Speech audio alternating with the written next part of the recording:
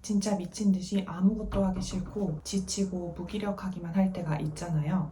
이렇게 살아도 되나 싶고 내가 무쓸모의 인간 같고 누워서 휴대폰만 하루 종일 들여다보게 되고요. 그러다 보면 잠도 잘 못 자거든요. 피로가 누적되고 무기력한 상태가 계속 지속이 되는 거죠. 주변에서는 그럴 때일수록 나가서 좀 움직이고 활동적인 걸 하라고 하는데 그게 안 되니까 이렇게 살고 있는 거잖아요. 사실 무기력 자체가 나쁜 건 아니에요. 내가 무기력하다는 걸 인지하는 순간 어떤 걸 할 에너지도 의지도 없다고 느끼고 이런 내 자신을 자책하게 되고 다른 사람들은 무엇인가를 끊임없이 그리고 아무렇지 않게 인생을 잘 살아가는 것 같은데 멈춰서 있는 것 같은 내 자신이 답답해지는 거죠. 그래서 우리는 이 무기력한 상태를 벗어나려고 애쓰지만 마치 늪에 빠진 것처럼 나오려고 발버둥을 칠수록 더 깊게 빠지는 악순환이 오게 돼요. 무기력하지만 하고 싶은 것은 많습니다 라는 책의 저자는 자신을 너무 밀어붙이기만 할 게 아니라 스스로 좀 기다려주자고 이야기해요. 지금 당장은 멈춰있는 것 같지만 그건 나아가기 위한 준비 과정 같은 거라고 말이죠. 살면서 힘든 순간은 언제든지 찾아오기 마련이잖아요. 어떻게 항상 기쁘고 즐겁고 좋은 일만 있을 수 있겠어요. 이번에 좀 힘든 일이 왔구나 하고 받아들이는 거예요. 힘들 수도 있지 하면서요. 물론 그냥 막무가내로 받아들이기 쉽지 않다는 건 알고 있어요. 그저 지친 나에게 아무것도 하지 않아도 괜찮아 라는 위로를 건네는 거죠. 그런 후에 왜 힘들게 됐는지, 내가 왜 무기력이 왔는지 내면의 이유를 찾아보는 것은 굉장히 중요해요. 하지만 지금 좀 무기력하면 어때요? 잠시 내가 지쳐서 몸과 마음의 에너지를 잃은 것 뿐이지 꼭 이걸 극복하고 벗어나려고 애쓰지 않아도 괜찮아요. 내 스스로를 있는 그대로 지켜봐 주면서 기다려주는 거예요. 나 지금 무기력하구나. 아무것도 하고 싶지 않구나 하고요. 어떤 감정들과 마음들이 일어날 때마다 제가 강조하는 것은 그걸 있는 그대로 충분히 수용해주는 거예요. 그래야 마음에 저항감이 생기지 않고 그걸 잘 받아들일 수 있게 되거든요. 저는 제 감정을 수용하기까지 꽤 많은 시간이 걸렸던 것 같아요. 뭐든 완벽해야 한다는 생각이 신념처럼 굳어져 있었기 때문에, 그리고 나를 있는 그대로 인정하기보다는 끊임없이 다른 사람들과 비교하면서 살았기 때문에 부정적인 감정과 상태도 인정을 하기보다는 빨리 없애버리고 벗어나야 하는 거라고 생각을 했었어요. 근데 힘든 것들이 한꺼번에 찾아오면 사람이 정신이 안 차려지기도 하지만 의문도 들잖아요. 도대체 내 인생 왜 이렇게 꼬이는 거지? 뭐가 문제일까? 그런 질문들을 나 스스로에게 하기 시작하면서 저는 몰랐던 나에 대해 관심을 갖기 시작했고 내가 무기력해졌던 이유도 알게 됐어요. 무기력의 원인은 여러 가지가 있을 수 있는데요. 우리 번아웃이 왔다고도 표현을 하죠.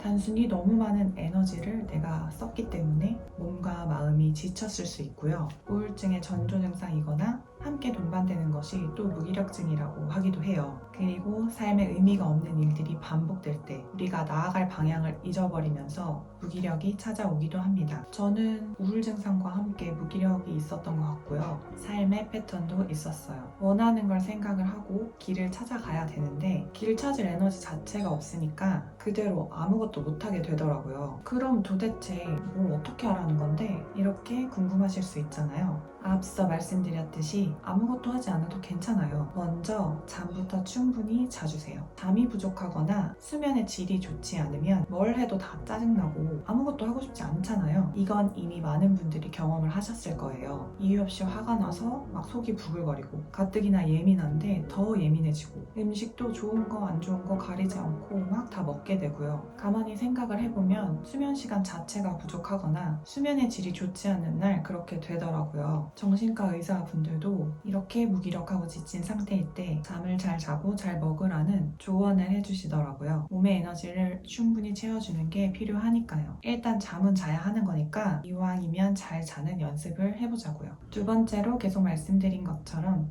무기력하고 지치고 힘든 내 마음 상태, 나의 부정적 감정을 수용해주세요. 진심으로 내 마음을 알아주는 것만으로도 나에 대한 가장 큰 존중이자 돌봄이 될 수 있어요. 세 번째, 이렇게 첫 번째, 두 번째를 하시면 손가락 하나라도 좀 까딱할 수 있는 에너지나 마음이 생기실 거예요. 그럼 지금 당장 끌리는 거 꼭 생산적인 활동이 아니어도 괜찮아요. 그냥 손이 가는 거, 영화나 드라마를 보면서 펑펑 울어도 좋고요. 음악을 듣거나 맛있는 거, 내가 좋아하는 걸 먹거나 하는 것들, 아주 작게라도 내가 그냥 흥미가 느껴지는 것들에 집중을 해보는 거예요. 마지막은 나에 대한 관찰입니다. 나라는 사람을 객관화시키는 거죠. 또 다른 내가 나를 바라보고 있다고 생각하면 좀 쉬워요. 그러면서 내가 싫어하는 건 뭐지? 좋아하는 건 뭐가 있지? 질문을 해보세요. 제가 시크릿 영상에서도 말씀을 드렸는데요. 우리의 뇌는 질문을 하면 답을 찾는 시스템을 가지고 있어요. 또한 이 질문은 IM 코칭이라는 코칭 프로그램에서도 사용하는 방법인데요. 이 질문들, 싫어하는 것과 좋아하는 것을 통해서 내가 어떤 감정과 신념이 연결되어 있는지를 볼 수 있어요. 내가 싫어하는 것과 좋아하는 것을 적어본 후 거기에서 느껴지는 감정을 적습니다. 그리고 왜 그 감정이 느껴지는지 감정의 이유를 생각해 보시면 좋아요. 이유를 생각해 보는 것은 내 깊은 마음속에 다가가는 것이기도 해요. 예를 들어보면 저의 좋아하는 것은 나의 가치를 말하고 전하는 것인데요. 여기서 감정은 뿌듯함입니다. 감정의 척도를 1에서 10까지라고 한다면 이 감정은 9 정도라고 해볼게요. 그럼 이제 질문을 하는 거죠. 감정의 이유는 뭐지? 이게 내가 가치 있는 사람이라고 느껴지기 때문에. 그럼 나는 어떤 사람일까? 무언가를 해야 가치 있다고 생각하는 사람이구나. 아, 내가 이런 이유가 있어서 이런 뿌듯함을 느꼈고 이래서 이런 일을 좋아하게 됐구나. 이해해 볼 수 있는 거죠. 그래서 원하는 건 어떤 건가 생각해 봤을 때 저는 그냥 있는 그대로 나를 사랑하고 싶어요. 이런 과정들을 통해서 아, 나는 뭘 해야지만 내가 가치 있다고 생각하는 사람이었구나. 이걸 알게 되고 이런 이유로 내가 가치를 전달하는 일을 좋아했구나. 이해를 하게 돼요. 그런 후에 내가 원하는 게 어떤 건지 알고 나면 내면이 좀